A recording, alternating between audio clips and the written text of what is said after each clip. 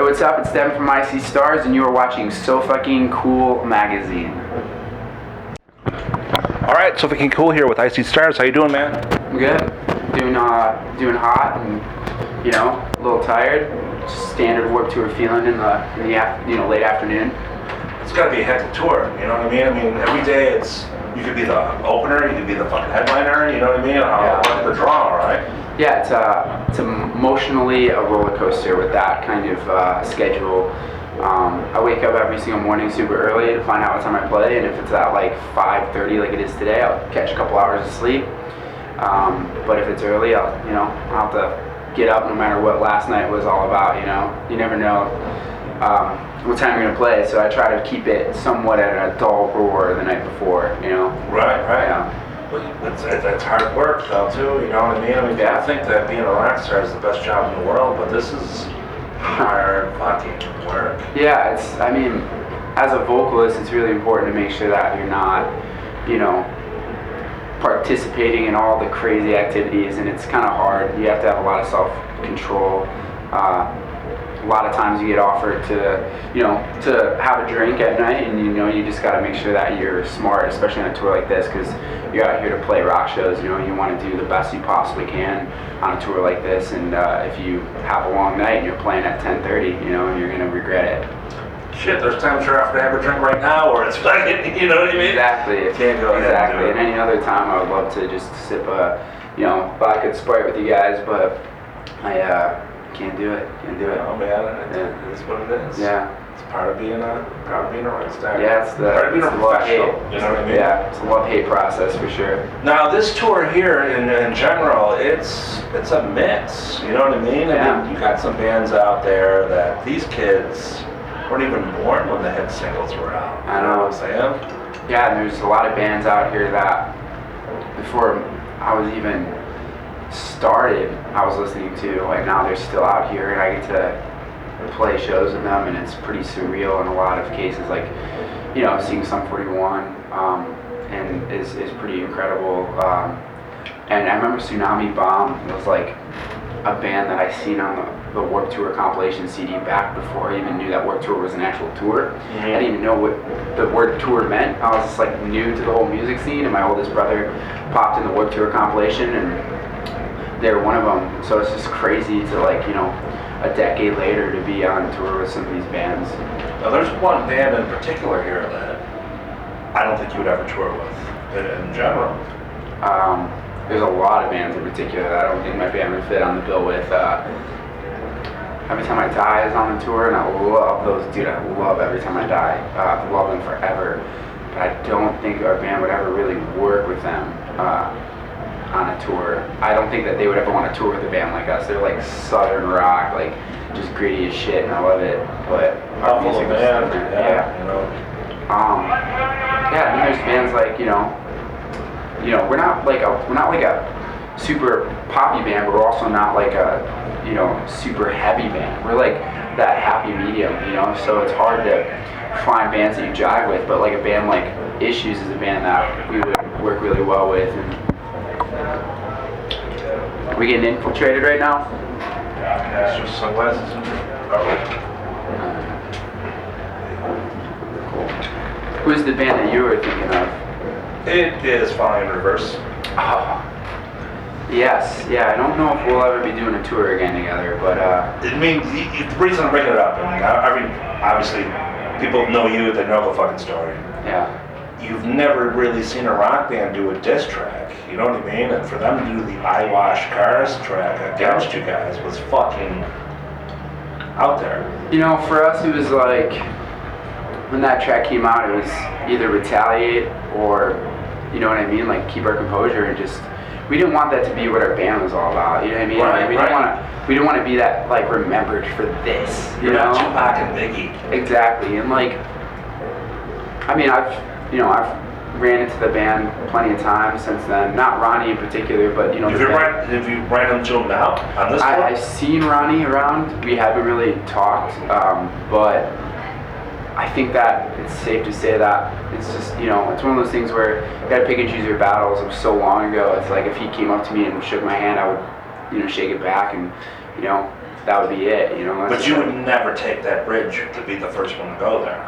I mean, I might, you know. I'm not like for me, it's just You got like a long fucking summer. I just know what happened, and you know, I think that our fans know what happened, and that's, you know, that's really all we wanted. We didn't want our fans to think that we dropped off the tour, you know what I mean? Like we were asked to leave the tour, and we also didn't want our fans to think that we were asked to leave the tour because of something we have done, you know what I mean? Like, I think that my band was very respectful on the tour, and I think that we were, you know, we were out there doing our thing. There was just a lot of stuff going on that didn't make any sense to us, you know, and we were asked to do things that went against everything that we really believed in, and because of those things, we were asked to leave the tour, and we just wanted to make sure that our voices were heard, and they were. And you know, Falling Reverse got some backlash on that tour, and you know, I mean, it's weird because I'm a nice guy, so like naturally I felt bad, you know. Yeah, I mean, sitting here talking to you, it's so hard to believe, like, you know what I mean? Like, somebody even want to go ahead and fucking be like, let me put this. I never thought I would. I never thought I'd want to put it behind me, but you know, here we are, and we're at a different time in our career. Things are going great for us. Things are going great for them. So it's like, what's the point of pulling out the swords? You know what I mean? You might as well put them away and have a great tour. You know, and I encourage my fans to forgive and forget, and not make that about what this band is. Not make that the biggest highlight of our career. You know what I mean? Like, you know, we're putting out good music, and that's all we really want to focus on right now. No, definitely. It's definitely not the biggest highlight, but I'm just saying it's just an awkward It is, and it was a situation. little nerve-wracking being out here with them out here, but, you know, we're out here, and so far it's been fine. You know, it's been drama-free. Now, what was it like when you found out that it was them on the tour with you? Was it like, what the fuck? Or was it like, fuck it, let's just do it? Yeah, I mean, it was just like, fuck it, we're going to go out there. And my whole thing was I wanted to make sure that I didn't want to bring any negativity to the tour, so I wanted to make sure that if, given the circumstances, we were face-to-face with these guys, that we would be able to just be okay with being in each other's presence, you know, because the last thing my band wants to do is be a negative band on it, bringing negativity to a tour that's For sure. so positive. Yeah. And I think that they have the same mindset. I don't think they're trying to cause anything. We're not trying to cause anything. We're just out here to play our music and play rock shows, and you know, that's it. Cool. Yeah. I understand you're going to put a new release out, is that right? Who? You. Oh yeah, we just put out our record Treehouse. It dropped 3 days before this tour started, and it's been great, man. It's been out, and the response has been insane, and we've been playing a few of those songs on this tour, and it's been pretty awesome to see the the all-around response. It always is. It's always cool to see it. See, it's got to be hard when a band that's as established as you puts out a release right before the tour. Because what do you get? 30 minutes at most, sometimes cut down because of weather and fucking, you know what I mean? Yeah, sometimes it's even been like 25 minutes just because, the weather.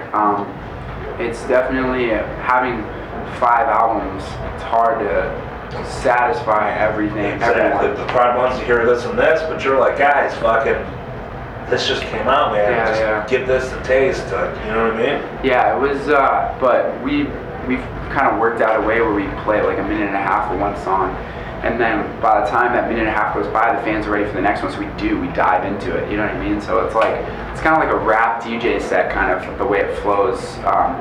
That way we're able to play 8 songs, as opposed to, half-hour set, we'd probably only be able to play 4 or 5. Right. So almost like a melody of tracks that you guys are just mixing together. Exactly. Yeah. Very cool, man. Very cool. Now, after this wraps up, what are you guys going to do? You guys are going to keep on going? Yeah, we got a tour in the fall. We're doing an Asia tour, and we're going to India for Christmas.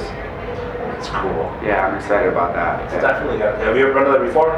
Not India. No, I've been to Asia before. I've done like Indonesia and like some other shows out there, but you never really hear bands doing India fucking tours, man. You know what I mean? So that's.